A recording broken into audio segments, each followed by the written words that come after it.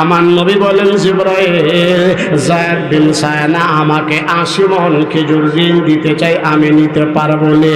জিবরাইল কয়, দাঁড়ান একটু খবর নিয়ে আসি। সংবাদ নিয়ে এসে জানিয়ে দিলেন, নবী নিতে পারবেন, কোনো অসুবিধা নাই। এরপর আমার নবী কত সতর্কবান। আমার নবী আলীকে দেখে বলেন, আলী রে, একটা কাগজ লো, কলম লো, চুক্তিনামা করা। বলে, কি চুক্তিনামা? যায়েদ বিন সায়না আমাকে 80 মণ খেজুর ঋণ দিবে, 2 মাস পরে দিয়ে দিব। খাতা নিলেন, কলম নিলেন, চুক্তিনামা করলেন। এবার 80 মণ খেজুর পাঠায় দিলেন। আমার নবী সাহাবায়ে কেরামের মাঝে খেজুর বন্টন করে দিলেন। খেজুর পায়া সাহাবায়ে কেরাম আনন্দে আত্মহারা। আমার নবীও খুশি। দিন যাইতেছে, রাত পোহাইতেছে। মাত্র 3-4 দিনের মাথায় আমার নবী, মান নবী, উম্মতের কান্দারে নবী মসজিদে নবীর ভিতরে বৈশা সাহাবায়ে কেরামের সামনে বয়ান করতেছেন। সাহাবারা বয়ান শুনতেছেন। যেই মাত্র বয়ান শেষ, আমার নবী বলেন, সাহাবারা রে, তোমরা যার যার বাসায় চলে যাও। সবাই চলে যাইতেছেন। আমার নবী এখনো মসজিদ থেকে কমপ্লিট বের হয় নাই। নবীর একটা পা মসজিদের ভিতরে, আরেকটা পা মসজিদের বাহিরে। এমন সময় যায়েদ বিন সায়না সাহাবায়ে কেরামের সামনে রাগান্বিত হইয়া আমার নবীর পাঞ্জাবির কলারটার ভিতরে এইভাবে আইসা দইরা বলে, মোহাম্মদ, তুমি কি আমার ঋণ দিবা না? এরে শাহজাদাপুরের মুসলমানেরা, একটা জবান তো বন্ধ রাখবেন না। সবাই মিলে একসাথে আওয়াজ করে বলেন, যায়েদ বিন সায়নার সাথে আমার নবীর চুক্তিনামা ছিল কয় মাসের? কিন্তু মাত্র 3-4 দিনের মাথায় যেই মাত্র নবীর পাঞ্জাবির কলারের ভিতরে ধরলেন, এই মজলিসের ভিতরে ছিলেন ফারুক আজম উমরে ফারুক। ডাক দিয়া বলে, যায়েদ বিন সায়না, যদি আমার নবী না থাকতো রে, আমি তোর গর্দান থেকে মাথা আলাদা করে দিতাম। যেই মাত্র উমর এই কথা বলছে, সাথে সাথে আমার নবী রাগ করে ফেলছে। আরে উমর, উনি তো পাওনাদার, চাইতেই পারে, তুমি রাগ করলা কেন? আল্লাহু আকবার, আল্লাহু আকবার। এরে আমার মুসলমান বাবারা, কেমন নবীর উম্মত! আমার নবী রাগ করে ফেলছে। সাথে সাথে ওমর নিস্তব্ধ হয়ে গেলেন, আর কোনো কথা বললেন না। আমার নবী এবার আলীকে ডেকে বলেন, আলী রে, রাষ্ট্রীয় তহবিল বাইতুল মালের ভিতরে কিচ্ছু আসেনি। হযরত আলী বলেন, নবী আমার 3 মাসের ভিতরে রাষ্ট্রীয় তহবিল বাইতুল মালের ভিতরে কিচ্ছু আইসা জমা হয় নাই। তবে আলহামদুলিল্লাহ, সুম্মা আলহামদুলিল্লাহ, আজকে জোহরের নামাজের আগে আগে রাষ্ট্রীয় তহবিল বাইতুল মালের ভিতরে আইসা 300 মণ খেজুর জমা হইছে। আমার নবী বলেন, আলী, যায়েদ বিন সায়নাকে নিয়ে রাষ্ট্রীয় তহবিল বাইতুল মাল থেকে 80 মণ খেজুর দিয়া দাও, আরো 5 মণ তারে বেশি দিবা। কারণ ওমর তার সাথে রাগ করলো কেন? লম্বা কথা নিয়ে গেলেন। 1 মণ 2 মণ করতে করতে 80 মণ দিয়া দিলেন। যেই মাত্র 81 মণ খেজুরের বস্তাটা হাতে নিলেন, খেজুর ঢুকাবেন, এমন সময় যায়েদ বিন সায়না বলেন, আরে আলী, আর দিতে হবে না, দিতে হবে না। ওমর বলেন, কেন দিতে হবে না? নবী বলছে, তোরে একটু কম দিব না, 85 মণ টিকিয়ে দিব। যায়েদ বিন সায়না বলেন, ওমর রে, তুমি আমার সাথে বারবার রাগ করো, তুমি কি আমার চিনো না? নবীর কাছ থেকে কি আমার কথা শুনো নাই? ওমর বলেন, যায়েদ বিন সায়না রে, আমি আমার নবীর জবান থেকে তোর অনেক অনেক প্রশংসা শুনছি, কিন্তু তুই নবীর সাথে কাজটা করলে কি? যেই মাত্র এই কথা বলছে, যায়েদ বিন সায়না মাসুম বাচ্চার মতো হাউমাউ করে কান্না আরম্ভ করছে। আর ডাক দিয়ে বলে, নবীর সাহাবী ওমর রে, নবীর সাহাবী ওমর, তাহলে শুনবানি আমি কেন আমার নবীর সাথে এমন করলাম? বলে, কেন কেন? এবার ডাক দিয়ে বলে, ওমর, আমাদের তাওরাত কিতাবের ভিতরে আখিরি জামানের পয়গম্বরের কথা বিস্তারিত বর্ণনা আছে। এমনকি এই কথাও কিতাবের ভিতরে লেখা আছে, নবীর সাথে কেউ খারাপ আচরণ করলে নবী উল্টা খারাপ আচরণ করবে না। নবীর এই গুণটাকে প্র্যাকটিক্যালি পরীক্ষা করার জন্য আমি একটা পরিকল্পনা করে ঋণ দিলাম। আবার ইচ্ছাকৃতভাবে আমি খারাপ আচরণ করলাম, দেখি আমাদের নবী রাগ করে কিনা। যদি রাগ করে বুঝবো নবী না ভেজাল আছে, যদি রাগ না করে বুঝবো উনি সত্যিকারের নবী। আরে উমর, আমার এই পরীক্ষার ভিতরে মুসলমানের নবী 100 নাম্বার পেয়ে পাস করে ফেলেছে। আমি আর দেরি করতে চাই না, আমাকে নিয়ে নবীর দরবারে চলে যাও। হযরত উমর সাদ বিন সানাকে নিয়ে আমার নবীর দরবারে রওনা হয়ে গেলেন। যাইতেছেন যেই মাত্র আমার নবীর চেহারা দিকে ফেলছে, সাদ বিন সানা ডুকরে ডুকরে কান্না আরম্ভ করছে আর বলে, প্রাণের নবী আমার, মার নবী আমার, আমি জানি আপনার মনে বড় ব্যথা, মনে বড় কষ্ট। নবী গো, আমি কেন এমন করলাম জানেননি? পৃথিবীর খ্যাত একজন পণ্ডিত, নাম আল্লামা ইবনে বুতুতা। পৃথিবীর এমন কোনো দেশ নাই যেই দেশে উনি সফর করে নাই। উনি যখন কোনো দেশে সফর করতে যাইতেন, ওই দেশের মধ্যে গিয়ে যে আশ্চর্য জিনিসগুলি পাইতেন উনি তার একটা ডায়েরির মধ্যে করে লেখে নিয়ে আসতেন। বিদায় উনি ডায়েরিটার নামই ছিল সফর নামাই আল্লামা ইবনে বুতুতা। উনি একবার সফর করতে গেলেন একটা দেশের নাম মালদ্বীপ। নাম শুনছেন? এই জুড়ে বলেন, মালদ্বীপের নাম শুনছেন? চতুর্দিকে সাগর, মাঝখানে একটা দ্বীপ, তার নাম আরো জোরে না, আরো জোরে, মালদ্বীপ। উনি একবার মালদ্বীপে সফর করতে গেলেন। মালদ্বীপে সফর করতে গিয়া দেখেন মালদ্বীপের 100% মানুষ মুসলমান। ও সুবহানাল্লাহ, কালকে কইবেন, ফজরে ফরি কয়েন। পৃথিবীর এমন কোনো দেশ নাই যেই দেশের 100% মানুষ মুসলমান। উনি একজন মুরব্বীর কাছে জিজ্ঞাসা করলেন, চাচা আপনাদের এই মালদ্বীপের 100% মানুষ মুসলমান, এর পিছনে কারণটা কি? মুরব্বী বলেন, বাবা এক সময় আমাদের মালদ্বীপের 100% মানুষ ছিল ইহুদি, খ্রিস্টান, নাসারা, হিন্দু, বুদ্ধ। একটা মাত্র যুবকটা ছিল 30 পারা কোরআনের হাফেজ। এই যুবকটার উসিলাই মালদ্বীপের সমস্ত মানুষেরা এই যুবকের খুদার কালিমা পড়ে মুসলমান হয়ে গিয়েছে।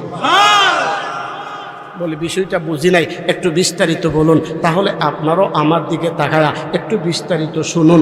এক সময় একটা ব্যবসায়ী কাফেলা স্টিমারের মধ্যে কইরা, নৌকা ছিলাম তো, আর আগে তো সাবাসপুর গাড়ি এই তো না, নৌকা দিতে আসা লাগতো শাহজাদাপুর। স্টিমারের মধ্যে কইরা মালদ্বীপের কিনারা দেয়া কোথায় যেন যাইতেছিলেন। একেবারেই মালদ্বীপের কাছাকাছি আইসা জাহাজটা ঝড় তুফানের কবলে পইরা দুইবার সকল প্যাসেঞ্জার মারা গেছে। একটা মাত্র যুবকটা ছিল 30 পারা কোরআনের হাফেজ। যুবকটার নাম ছিল হাফেজ আবুল বারাকাত।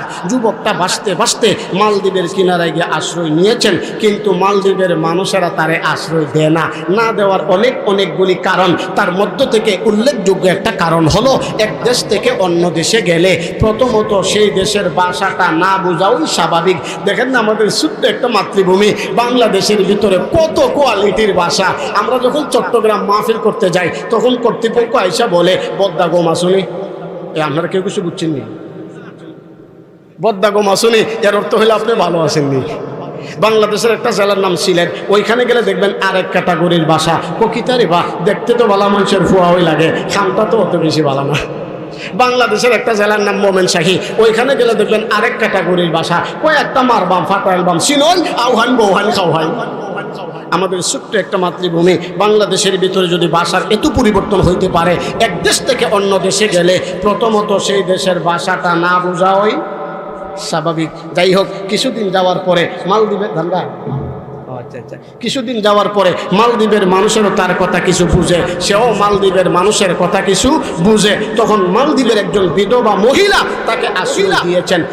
শাহজাদাপুরের মানুষ এখন একটা জবান বন্ধ রাখবেন না, সবাই একসাথে আওয়াজ করে বলবেন, আমাদের পুরুষের চাইতে কলিজার টুকরা মা বোনদের দয়া মায়া একটু, আরেকটু জোরে বলেন, কম না বেশি? দিন যাইতেছে, রাত পোহাইতেছে, হঠাৎ করে হাফেজ আবুল বারাকাত ঘরের ভিতরে আইসা দেখেন যেই মহিলাটা তাকে আশ্রয় দিয়েছে, এই মহিলাটা ঘরের একটা কোনায় বসে মাসুম বাচ্চার মতো জোর জোর করে কাঁদতেছে। হাফেজ আবুল বারাকাত বলেন, চাষি আপনি কেন কাঁদেন? বলে, বাবা তোমার কাছে বলে কি লাভ? ও চাষি বলেন না, একটু শুনতে তো পারি। ডাক দিয়ে বলে, বাবা আমার একটা মাত্র মেয়ে, আমার তো স্বামী নেই, তুমি জানো আমি বিধবা, আমার একটা মাত্র মেয়ে, আবার এই এলাকার ভিতরে মেয়েটা সবচেয়ে বড় সুন্দরী। আমার এই মেয়েটার আগামী কালকে মৃত্যু নিশ্চিত। কুল্লু নাফসিন যায়কাতুল মাউত, মানুষ মরণশীল, একদিন মরবেই। আগামী আগামীকালকেই তোমার মেয়ে, আপনার মেয়েটা মরবে। আপনি কেমনে জানলেন? বলে বাবা, আমাদের মালদ্বীপের একটা নিয়ম, মালদ্বীপের একটা প্রথা সিস্টেম, প্রতি বছর একজন সুন্দরী মেয়েরে সাজাইয়া গুছাইয়া অলংকার পরাইয়া নির্ধারিত টাইমে মালদ্বীপের কিনারে একটা দেবতা ঘর আছে, ওই ঘরের মধ্যে নিয়ে ঢুকাইয়া বাহিরে দিয়া তালামাইরা চলে আসে। গভীর রজনী সাগর থেকে একটা দানব আসে, মেয়েটার সাথে অপকর্ম করে, যাওয়ার সময় মেয়েটাকে মেরে ফেলে চলে যায়। এটাই হলো আমাদের মালদ্বীপের নিয়ম, প্রথা, সিস্টেম। আগামীকালকে আমার এই মেয়েটার পালা, আগামীকালকে আমার এই মেয়েটা সিরিয়াল। হাফেজ আবুল বারাকাত বলেন, চাচি আমার আর কানতে হবে না, কানতে হবে না। চাচি কান্না বন্ধ করেন। বলেন কেন? ও চাচি, আপনি আমার উপকার করেছেন, আমি আপনার একটু উপকার করতে চাই।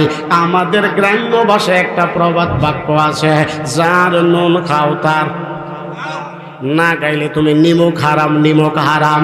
বলে কি উপকার? ও চাষি, আমি নৌজওয়ান যুবক, এখন পর্যন্ত আমার দাড়ি মুসকি চোটে নাই। আপনার মেয়েটাকে লুকাইয়া আমাকে শাড়ি অলংকার পরায়া নির্ধারিত টাইমে পুলিশের হাতে তুলে দেন। মহিলা বলেন, বাবা তুমি হইলা মুসাফির, এটা কি করে সম্ভব? না গো চাষি, না না, আমি আমার মন থেকে বলতেছি। এবার মহিলার মেয়েটাকে লুকাইয়া হাফেজ আবুল বারাকাতকে শাড়ি অলংকার পরায়া নির্ধারিত টাইমে পুলিশের হাতে তুলে দিছেন। পুলিশ মালদ্বীপের কিনারায় দেবতা ঘরের মধ্যে নিয়ে ঢুকাইয়া বাহিরে দিয়া তালামাইরা চলে আসছেন।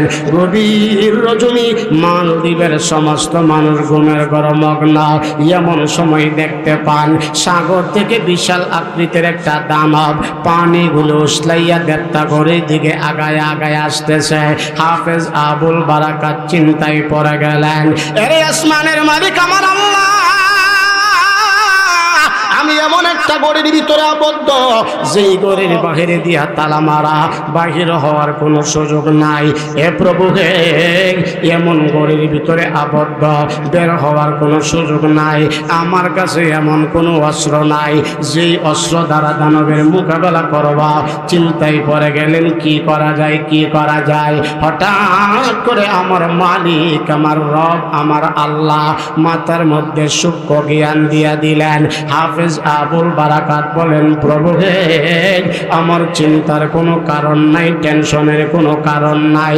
আমার কাছে একটা শক্তি আছে, এর চাইতে দামি শক্তি এই পৃথিবীতে আর কিচ্ছু হতে পারে না।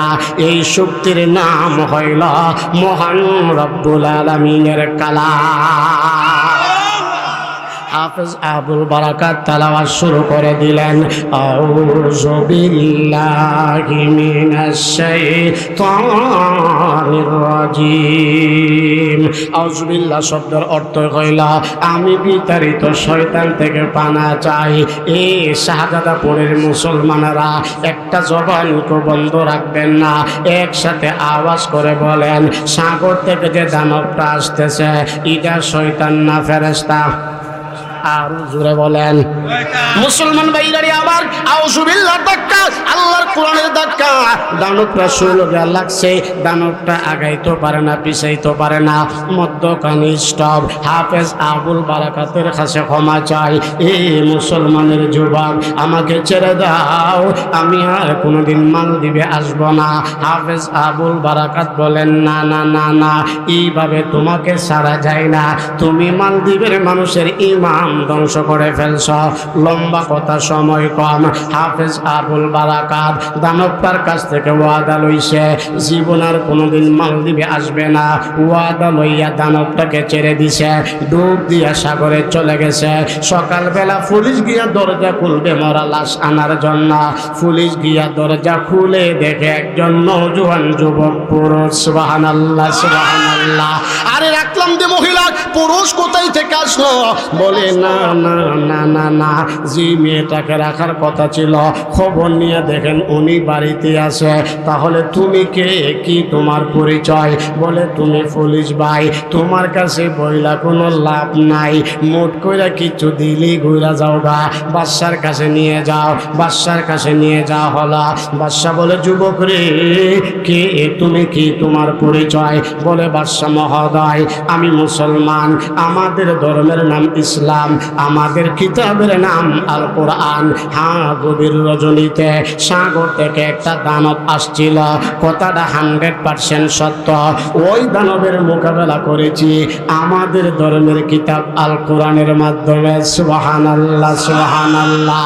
বাদশা বলে, যুবক রে, আগামী বছর আবার যখন সেই দিন আসবে, ঠিক একই দিনে আমরা তোমার ওই ঘরের মধ্যে বন্দি করে রাখবো। ওই বছরও যদি তুমি ওই ঘর থেকে নিরাপদে বের হয়ে চলে আসতে পারো, আমি বাদশা ওয়াদা দিলাম দেশের সমস্ত মানুষ নিয়ে তোমার খোদার কালিমা পড়ে মুসলমান হয়ে যাব। আল্লাহু আকবার, আল্লাহু আকবার। হাফেজ আবুল বারাকাতের মনটা আনন্দে ভরপুর। কোন দিন আবার সেই দিনটা আসবে? আগামী বছর আবার যখন সেই দিন আসলো, হাফেজ আবুল বারাকাতকে শাড়ি অলঙ্কার পরায়া নির্ধারিত টাইমে মালদ্বীপের কিনারায় দেবতাগড়ের মধ্যে বন্দি করে রাখলো। আলহামদুলিল্লাহ, গত বছর তো একটা দানব আসছিল, আল্লাহর মেহেরবানিতে কোরআনের বরকতে এই বছর কিচ্ছু আসে নাই। সারা রাত তেলাওয়াত করতে করতে চলে গেছে। সকালবেলা পুলিশ গিয়া দরজা খুলবে মরা লাশ আনার জন্য, গিয়া দেখে এই বছর জীবিত। বাদশা বলেন, বাবা হে, এই বছরের কি খবর? ডাক দিয়া বলেন, বাদশা, গত বছর তো একটা দানব আসছিল, আল্লাহর মেহেরবানিতে কোরআনের বরকতে এই বছর কিচ্ছু আসে নাই। এবার বাদশা নির্দেশ দিলেন, মালদ্বীপের সমস্ত মানুষগুলি আপনাদের মতো এক জায়গায় জমা হয়ে গেলেন। সবাই হলেন শ্রোতা, বাদশা হলেন বক্তা। বাদশা সমস্ত মালদ্বীপের মানুষকে লক্ষ্য করে চমৎকার একটা ওয়াজ করতেছেন। এরে মালদ্বীপের মানুষেরা, প্রতি বছর একজন সুন্দরী নিয়ে রে সাজাইয়া গুছাইয়া অলঙ্কার পরায়া নির্ধারিত টাইমে মালদ্বীপের কিনারায় দেবতাগড়ের মধ্যে নিয়ে ভোগ দিতে হয়, না হয় মালদ্বীপের কোটি কোটি মিলিয়ন বিলিয়ন ক্ষতি হয়ে যায়। একটা মাত্র যুবক, আবার সাধারণ কোনো যুবক না, যে যুবকের সিনায় আছে 30 পারা কোরআন, এই যুবকের উসিলায় আমরা এত বড় ক্ষতি থেকে মুক্তি লাভ করতে পেরেছি। এবার বলো বলো, তোমরা এই যুবকের ধর্ম গ্রহণ করবা কি না? এবার একজন না, দুইজন না, আমার পকেটের কথাও না, সফরে নামাই ইবনে বতুতার ভিতরে আল্লামা ইবনে বতুতা রহমাতুল্লাহি আলাইহি লিখে যান, মালদ্বীপের অধিকাংশ মানুষগুলি একের সাথে এক বাক্যে হাফেজ আবুল বারাকাতের খোদার কালিমা পড়ে মুসলমান হয়ে যায়। ইসলাম হলো চিরদিনের শান্তি সুখের নিশানা, ইসলাম ছাড়া অন্য সবই জাহান্নামের ঠিকানা। কথা বলেন ঠিক না? ইসলাম হলো চিরদিনের শান্তি সুখের নিশানা, ইসলাম ছাড়া অন্য সবই জাহান্নামের ঠিকানা। কেউ বা করে গণতন্ত্র, কেউ বা আবার সমাজতন্ত্র, কেউ বা করে গণতন্ত্র, কেউ বা আবার সমাজতন্ত্র, সবগুলি পেটে পূজারি বন্ডামি আর বাহানা, ইসলাম ছাড়া অন্য সবই জাহান্নামের ঠিকানা। ইসলাম হলো চিরদিনের শান্তি সুখের নিশানা, ইসলাম ছাড়া অন্য সবই জাহান্নামের ঠিকানা। কথা বলেন ঠিক না? আওয়াজ করে বলেন, এই পৃথিবীতে একমাত্র শান্তির ধর্মের নাম ইসলাম। আলহামদুলিল্লাহ বলেন। আমাদের প্রধান বক্তার সফর সঙ্গে যেহেতু আয়সা পড়ছেন, বোঝা গেল প্রধান বক্তা আয়সা পড়ছেন। কথা বলেন ঠিক না? এজন্য আপনাদের টেনশনের কোনো কারণ নাই। আজকের মাহফিলে যিনি প্রধান মেহমান, প্রধান বক্তা, আমার অত্যন্ত প্রিয় কলিজার টুকরা বন্ধুবর, যিনি সারা বাংলাদেশের মানুষ যার বয়ান শোনার জন্য মৌমাছির চাকের মতো বসে থাকেন, আমার প্রিয় ভাই হযরত মাওলানা মুফতি নাসিরউদ্দিন আনসারী দামাত বরকাতুম চলে আসছেন। কিছুক্ষণের ভিতরে মঞ্চে আসবেন। আমি আগেই বলছিলাম আমার সময় কতটুকু জানা আছে তো ইনশাআল্লাহ, মাশাআল্লাহ। এজন্য বলেন, এই পৃথিবীতে একমাত্র শান্তির ধর্মের নাম ইসলাম। আরো জোরে বলেন, আরো জোরে বলেন, ইসলাম। এদিকে যাওয়ার টাইম নেই, আলোচনা অনেক লম্বা, সময় কম। আমি আপনাদের সামনে যে আয়াতে কারিমা তেলাওয়াত করেছি, তেলাওয়াতকৃত আয়াতে আল্লাহ বলেন, ইয়া আইয়ুহাল্লাযীনা আমানু, হে ঈমানদারেরা, উদখুলু ফিস সিলমি কাফা, ইসলামে ঢুকো পরিপূর্ণভাবে, ওয়ালা তাত্তাবিউ। এই আপনাদের নজর কোন দিকে? না না, আপনার আমার দিকে আপনার ঠিক আছে, বাকি অনেকের নাই। প্লিজ মেহেরবানি করে, এটা কোরআনের মাহফিল। এজন্যই বলছি, মাহফিল হচ্ছে কিন্তু মানুষের হেদায়েত হচ্ছে না। কেন কেন জানেন? কারণ আমরা যারা কথা বলি আমাদের ইখলাসের অভাব, যারা কথা শুনেন তাদের ইখলাসের অভাব।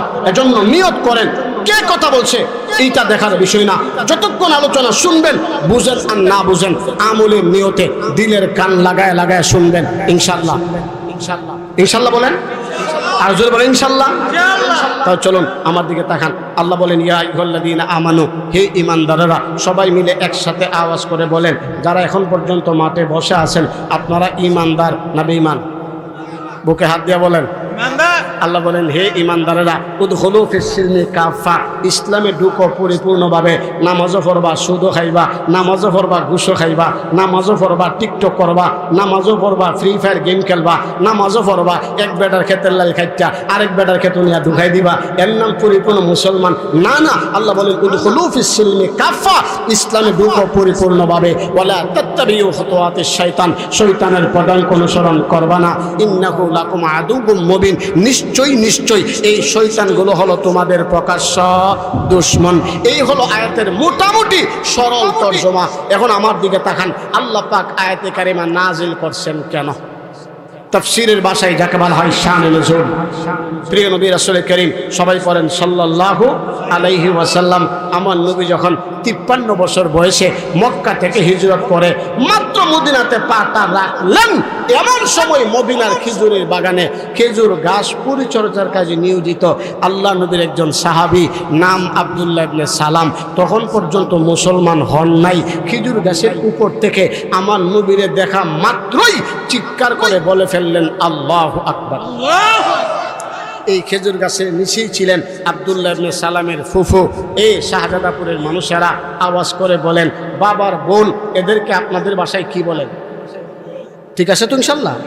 ফুফু ডাক দিয়ে বলে, আব্দুল্লাহ ইবনে সালাম, তুমি ইহুদি, তোমাদের ধর্মের নবী মূসা আলাইহিস সালাম, তুমি যদি আল্লাহু আকবার বলতে হয়, মূসা নবীরে দেখার পরে বলতা। এই মানুষটা কে, যাকে দেখার সাথে সাথে খেজুর গাছের উপর থেকে চিৎকার করে আল্লাহু আকবার বললা? আব্দুল্লাহ ইবনে সালাম ডাক দিয়া বলে, ফুফু আমার, তুমি আমার প্রশ্ন করলে এই মানুষটাকে, যারে দেখার সাথে সাথে খেজুর গাছের উপর থেকে আল্লাহু আকবার বললাম, এরে আমার ফুফু, আমার নবী মূসা আলাইহিস সালাম। আল্লাহু আকবার বলতে গেলে মূসা নবীরে দেখার পরেই তো বলতাম। এই মানুষটাকে দেখতে দেরি হলো, আল্লাহু আকবার বলতে কেন দেরি হলেন না জানেন নেই? এরে আমার ফুফু, আমি একজন ইহুদি, শুধু ইহুদি তা নয়, তা নয়, আমি তাওরাত কিতাবের বহুত বড় একজন আলেম। আমাদের তাওরাত কিতাবের ভিতরে আখিরি জামানার পয়গম্বরের কথা বিস্তারিত বর্ণনা আছে। এই মানুষটাকে দেখার সাথে সাথে আমি দুনিয়ার দুইটা চক্ষু দ্বারা তার পা থেকে মাথা পর্যন্ত তাকাইতেছিলাম, অন্তরের চক্ষু দ্বারা তাওরাত কিতাবের দিকে তাকাইতেছিলাম। আরে আমার হুজুর, আমার আর বুঝতে বাকি নাই এই মানুষটার আসল পরিচয়টা হলো হাদা রাসূল রাব্বিল আলামিন, হাদা রাহমাতুল লিল আলামিন। আরে আমার হুজুর, উনি তো আল্লাহর পক্ষ থেকে প্রেরিত রাসূল, দুনিয়ার সমস্ত মাখলুকাতের জন্য রহমাতুল লিল আলামিন। এই শাহজাদপুরের মুসলমানরা এখন একটা জবানকেও বন্ধ রাখবেন না। আমার আগে আমার ভাই, আপনাদের গ্রামের সন্তান, আমার বন্ধু দুষ্ট ফরহাদউদ্দিন আইবি নবীর সাহাবী বেলালের কথা বলে গেছেন, অনেকেই শুনতেছিলেন।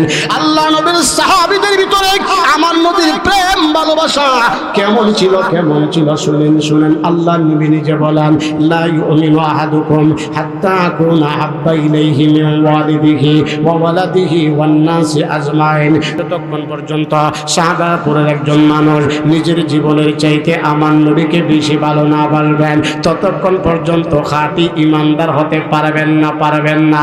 শুনেন, শুনেন, আমার নবীর আখলাক কেমন ছিল, আমার নবীর তখনকার জমানার মানুষেরা কেমন ভালোবাসত। আল্লামা জালালউদ্দিন সুয়ুতী রাহমাতুল্লাহি আলাইহি, জালালউদ্দিন সুয়ুতী কেমন ব্যক্তি আপনারা চিনেন নাই, মাওলানা জয়নুদ্দিন সাহেব ভালো করে চিনছেন। আল্লামা জালালউদ্দিন সুয়ুতী রাহমাতুল্লাহি আলাইহি চমৎকার করে একটা ঘটনা বয়ান করছেন, এদিক সেদিক নজর দিবেন না। এখন মশা কামড় দিলে জোরে আওয়াজ করে মারবেন না, প্রস্রাবে ধরলে প্রস্রাব করাও যাবে না, দিলের কান লাগায় শুনতে থাকেন, জীবন পরিবর্তন হয়ে যাবে। আল্লামা জালালউদ্দিন সুয়ুতী রাহমাতুল্লাহি আলাইহি ঘটনা বয়ান করেন, আমার নবী যখন মক্কা থেকে হিজরত করে মদিনায় গেলেন, মদিনার মানুষেরা আমার নবীরে পাইয়া যেন আসমানের তারা পেয়ে গেছে। সুবহানাল্লাহ, জোরে বলেন না সুবহানাল্লাহ। 24 ঘন্টা খাবার দাবার সব বাদ দিয়ে আমার নবীর পিছনে ঘুরতে আরম্ভ করলেন। আমার নবীও তাদেরকে পাইয়া খুশি, তারও আমার নবীরে পাইয়া খুশি। মাঝখান দিয়ে আমার আল্লাহ কি কুদরত ঘটাইতে চান, সবাই মিলে একসাথে আওয়াজ করে বলেন, এই পৃথিবীতে যা কিছুর ক্ষমতা আছে যিনি করতে পারেন তিনি কে? আল্লাহ। আরো জোরে বলেন। আমার নবীরে পাইয়া তারা খুশি, তারা আমার নবীরে পাইয়া খুশি। মাঝখান দিয়ে আমার আল্লাহ কি ঘটাইতেছেন একটু দিলের কান লাগায় শুনেন। কিছুদিনের ভিতরে মদিনার ভিতরে দুর্ভিক্ষ দেখা দিছে। সাহাবায়ে কেরামের ঘরের চুলায় আগুন জ্বলে না। আরে এমনকি যারা নতুন মুসলমান হয়েছে খোদার যন্ত্রণায় ঈমান ছেড়ে দিবে দিবে এমন একটা অবস্থা হয়ে গেছে। আমার নবীও টেনশনের ভিতরে পড়ে গেছে। এমন সময় মদিনার একজন ধনাঢ্য ব্যক্তি, নাম হলো যায়েদ বিন সায়না, এখনো মুসলমান হন নাই। আমার নবীর কাছে গিয়া বলেন মুহাম্মদ, কারণ নবী বলেন নাই মুসলমান তো হন নাই, ডাক দিয়ে বলেন মুহাম্মদ মদিনার অবস্থা ভালো না, সাহাবায়ে কেরাম ঈমান ছেড়ে দিবে দিবে খোদার যন্ত্রণায় এমন অবস্থা হয়ে গেছে। তবে আমি আপনাকে ভালোবাসি, যদি আপনার ধর্ম গ্রহণ না করি। এ মুসলমানদের নবী, এই বিপদের মুহূর্তে আমি আপনাকে 80 মন খেজুর ঋণ দিব, 2 মাস পরে দিয়া দিবেন, নিবিন নি? আমার নবী ডাক দিয়া বলে, যায়েদ বিন সায়না রে, আমি তোমার কাছ থেকে ঋণ নিব কি নিব না আজকে বলতে পারবো না, আগামীকালকে তোমারে জানায় দিব। কারণ আমার নবী কোন কথা বলতেন না যতক্ষণ আমার আল্লাহ আমার নবীরে না জানাইতেন। মা ইয়ানতিকু আনিল হাওয়া ইন হুয়া ইল্লা ওয়াহয়ু ইউহা। লম্বা কথা। পরের দিন জিবরাইল আসলেন। আমার নবী বলেন, জিবরাইল, যায়েদ বিন সায়না আমাকে 80 মন খেজুর ঋণ দিতে চাই, আমি নিতে পারবো না। জিবরাইল কয়, দাঁড়ান দাঁড়ান একটু খবর নিয়ে আসি। সংবাদ নিয়ে এসে জানিয়ে দিলেন, নবী নিতে পারবেন, কোনো অসুবিধা নাই। এরপর আমার নবী কত সতর্কবান। আমার নবী আলীকে দেখে বলেন, আলী রে, একটা কাগজ লো, কলম লো, চুক্তিনামা করা। বলে, কি চুক্তিনামা? যায়েদ বিন সায়না আমাকে 80 মন খেজুর ঋণ দিবে, 2 মাস পরে দিয়ে দিব। খাতা নিলেন, কলম নিলেন, চুক্তিনামা করলেন। এবার 80 মন খেজুর পাঠায় দিলেন। আমার নবী সাহাবায়ে কেরামের মাঝে খেজুর বন্টন করে দিলেন। খেজুর পায়া সাহাবায়ে কেরাম আনন্দে আত্মহারা। আমার নবীও খুশি। দিন যাইতেছে, রাত পোহাইতেছে।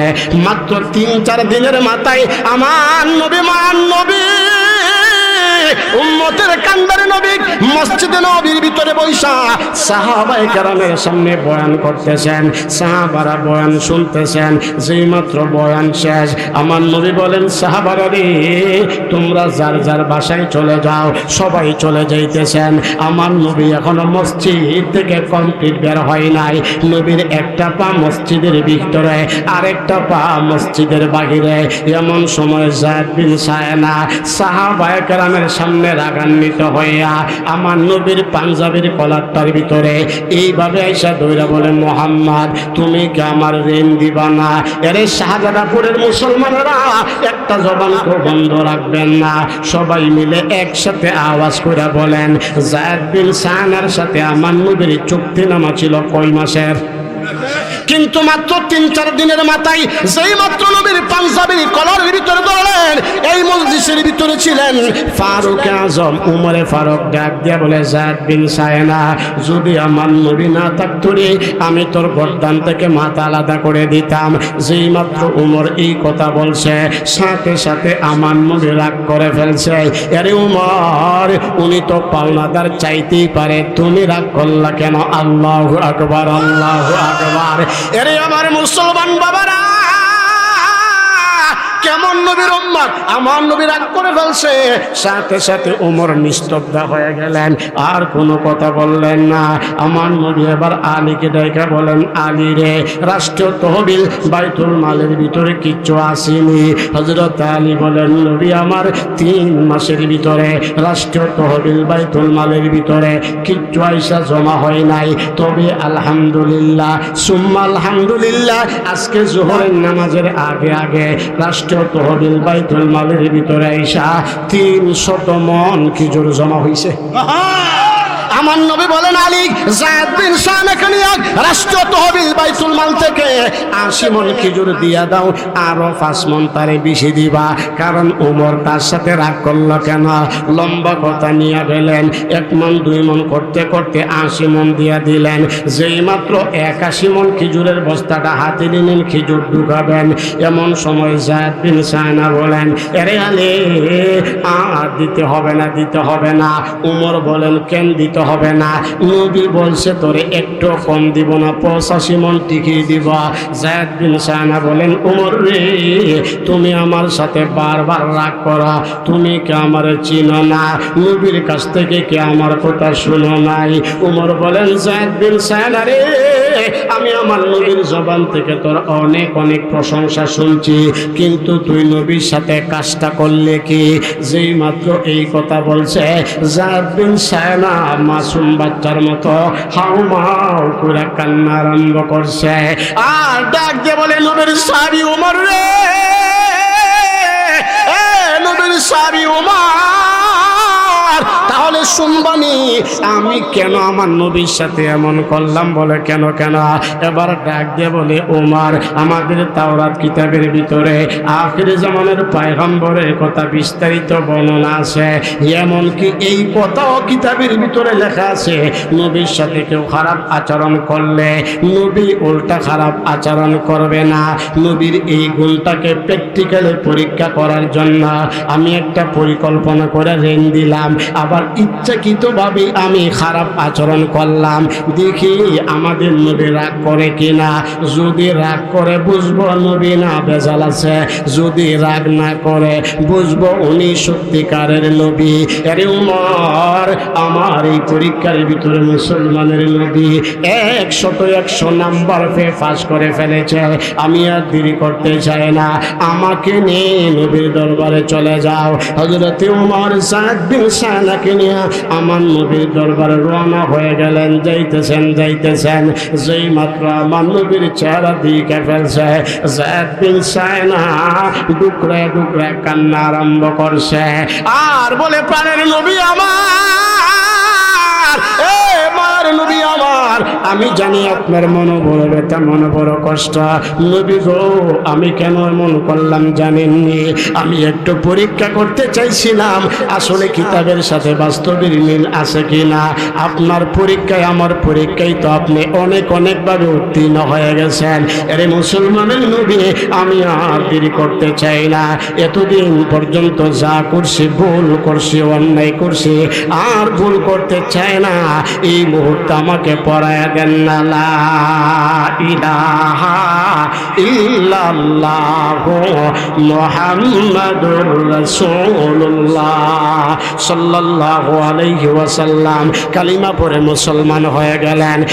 শাহজাদা বোর্ডের মুসলমানেরা, সারালের মুসলমানেরা, পায়ের নিচে হাত থেকে বলছি, হেলাই জীবনটাকে নষ্ট করে দিয়েন না।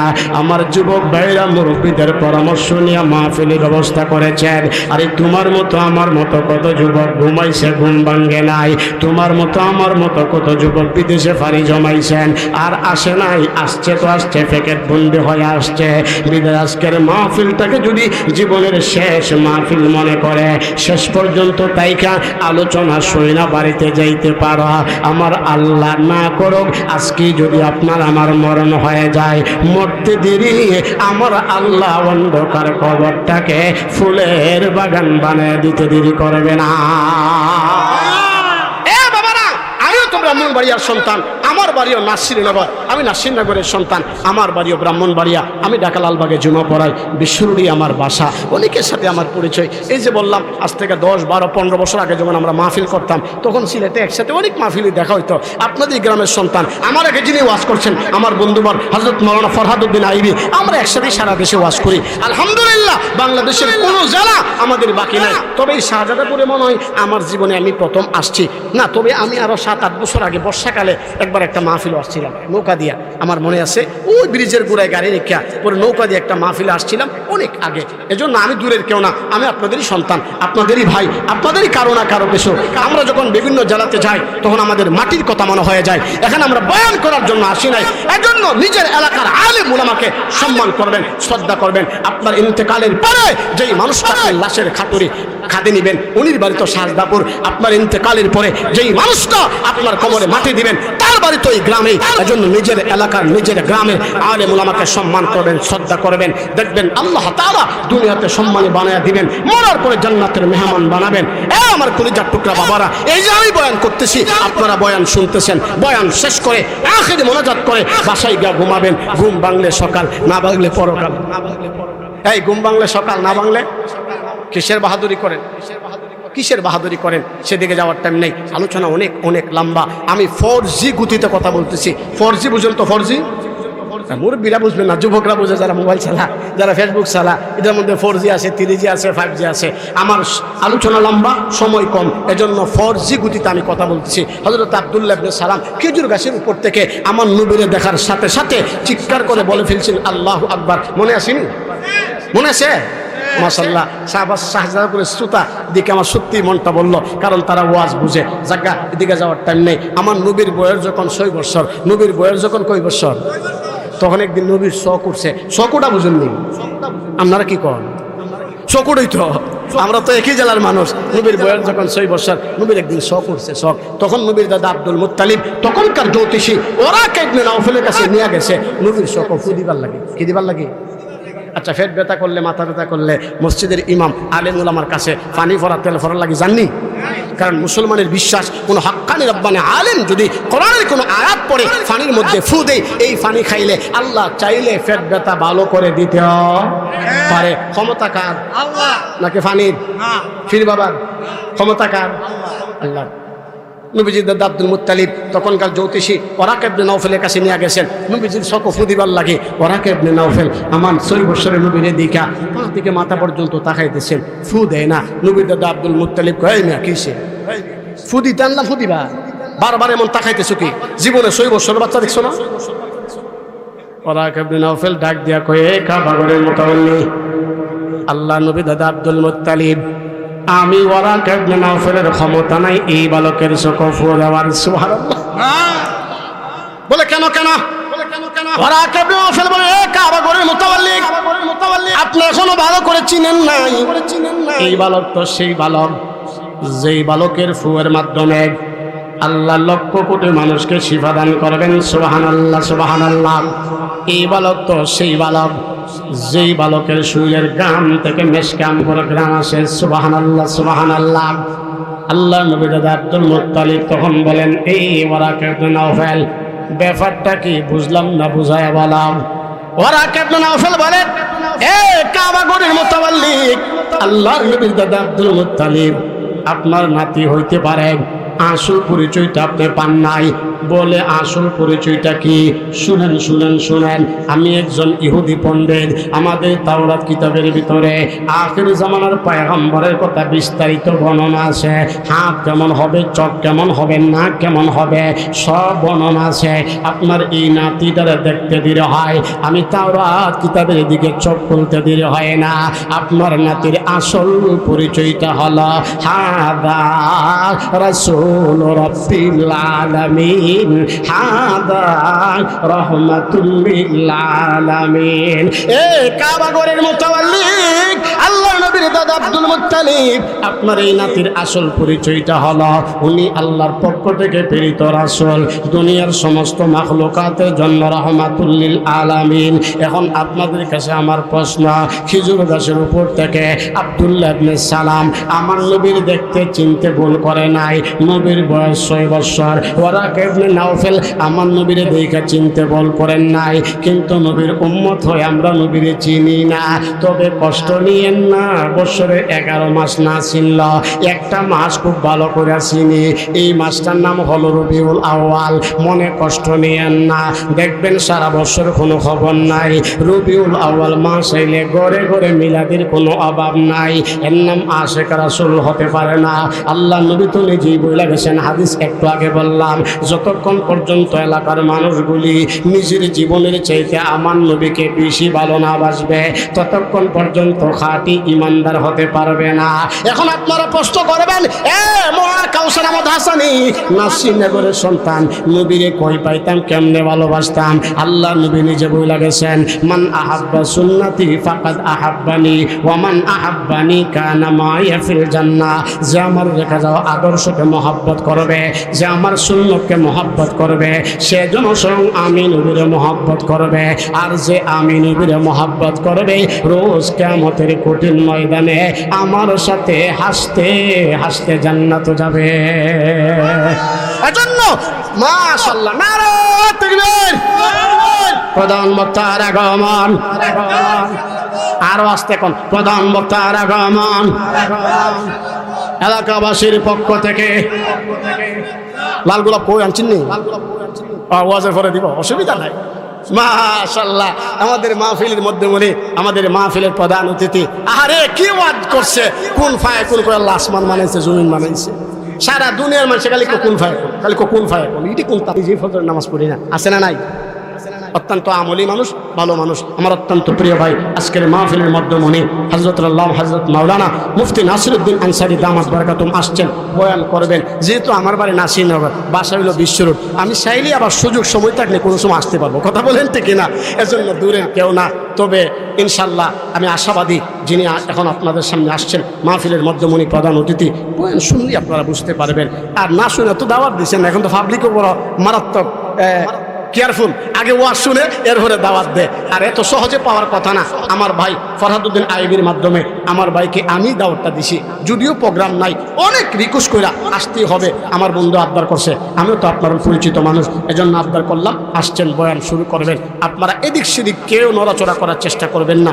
পরিশেষে যে সমস্ত যুবক ভাইরা দেশ এবং প্রবাসে যারা থাকেন, অক্লান্ত পরিশ্রম করে দিন রাত মেহনত করে এই মাহফিলটা করতে গিয়ে যারা কষ্ট করেছেন, আল্লাহ যেন কষ্টকে উসিলা বানায় তাদের জিন্দা মুর্দা সবাইকে যেন আল্লাহ মাফ করে দেয়। বিশেষ করে এই গ্রামের এই মহল্লার আশেপাশে যারা কবরে ঘুমায়েছেন, আল্লাহ যেন প্রত্যেকের কবরে জান্নাতের বাগান বানিয়ে দেন। তবে আরেকটা কথা শুনে রাখেন, দুয়ার পরে আবার তাবারক আছে। দুয়ার পরে কি আছে? বিরিয়ানি, এটাই তো তাবারক। দুয়ার পরে চিন্নি আছে, তাবারক আছে। আবার তাবারক মিয়া না, কিন্তু আসল তাবারক যেটা খাওয়ানো যায়, দেখ এটা দুয়ার পরে আছে। আমার ভাইয়ের বোনের পরে ইনশাল্লাহ তাবারকের ব্যবস্থা আছে, সবাই তাবারক নিয়ে যাবেন। আমি অল্প সময় যে কথাগুলি বললাম, আলোচনা অনেক লম্বা ছিল কিন্তু সময় কম, এলোমেলোভাবে কিছু কথা বললাম। কেরে সূরা নাজিল হয়েছে, আয়াত কেন নাজিল হয়েছে, এদিকে যাইতেই পারে রে। দুইটা পয়েন্ট, আব্দুল্লাহ ইবনে সালাম খেজুর গাছের উপর থেকে আল্লাহু আকবার বললেন, আর ওয়াকা ইবনে নাওফেল 6 বছর বয়সে দীক্ষা নবীর চিনলেন। এতটুকু থাকুক, আল্লাহ যদি আমাকে তৌফিক দান করে, ভবিষ্যতে আবার কোনো সময় যদি সুযোগ হয় আসি, যেখান থেকে আলোচনা শেষ করলাম ওইখান থেকে শুরু করার চেষ্টা করব। যেই কথাগুলি বললাম আমি সহ সকলকে আমল করার তৌফিক দান করেন, সকলে বলেন আমিন। আবার আপনাদের সকলে সুস্বাস্থ্য কামনা করে, দীর্ঘায়ু কামনা করে, প্রধান বক্তার আলোচনা শুনে আখিরে মোনাজাত করে সুশৃঙ্খলভাবে তাবারক নিয়ে বাড়ি যাবেন, এই উদারত আহ্বান দেখে আমি আমার কথা এখানে শেষ করলাম। নাসরুম মিনাল্লাহি ওয়া ফাতহুন করিম ওয়া বাশশিরিল মুমিনিন। আসসালামু আলাইকুম ওয়া রাহমাতুল্লাহি ওয়া বারাকাতুহু।